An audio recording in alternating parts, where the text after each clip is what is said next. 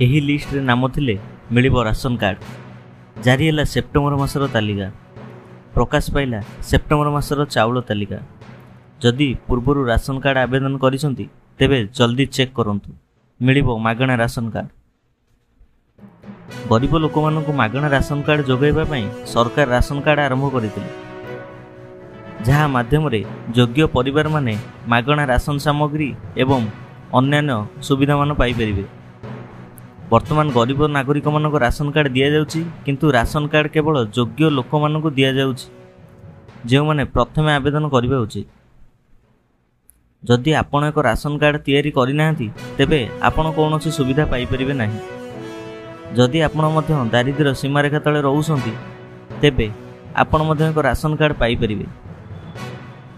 ଖୁବ୍ ଶୀଘ୍ର ଆପଣ ଭାରତ ସରକାରଙ୍କ ଖାଦ୍ୟ ଏବଂ ଯୋଗାଣ ବିଭାଗର ଅଫିସିଆଲ ପୋର୍ଟାଲରେ ସେପ୍ଟେମ୍ବର ରାସନ କାର୍ଡ଼ ତାଲିକା ଦେଖିପାରିବେ।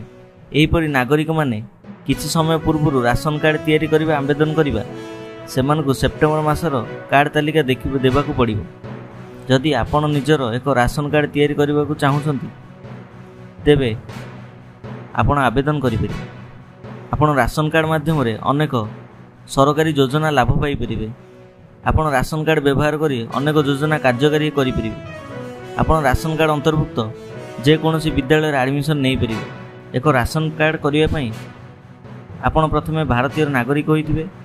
ଆବେଦନକାରୀ ଏବଂ ତାଙ୍କ ପରିବାର କୌଣସି ସଦସ୍ୟ ସରକାରୀ ଚାକିରି କରିନଥିବେ। ରାସନ କାର୍ଡ଼ ବ୍ୟକ୍ତି ପରିବାର ଆୟ 1 ଲକ୍ଷରୁ କମ୍ ହୋଇଥିବ। ସମସ୍ତ ଗରିବ ଲୋକ ରାସନ କାର୍ଡ଼ ପାଇଁ ଯୋଗ୍ୟ। ସବୁଠାରୁ ଗୁରୁତ୍ୱପୂର୍ଣ୍ଣ କଥା ହେଉଛି ରାସନ କାର୍ଡ଼ 18 ବର୍ଷରୁ ଅଧିକ ଲୋକଙ୍କୁ ଦିଆଯିବ। ସେପ୍ଟେମ୍ବର ରାସନ କାର୍ଡ଼ ତାଲିକାରେ କିପରି ନାମ ତୁମେ ଯାଞ୍ଚ କରିପାରିବ? ସେପ୍ଟେମ୍ବର ପାଇଁ ରାସନ କାର୍ଡ଼ ତାଲିକା ଦେଖିବାକୁ ଆପଣ ଖାଦ୍ୟ ଓ ଯୋଗାଣ ବିଭାଗର ୱେବସାଇଟ୍କୁ ଯିବାକୁ ପଡ଼ିବ। ପରେ ଆପଣ ସେପ୍ଟେମ୍ବର 2024ର ରାସନ କାର୍ଡ଼ ତାଲିକାକୁ ସମ୍ପୂର୍ଣ୍ଣ ଭାବରେ ଜାଣିପାରିବେ।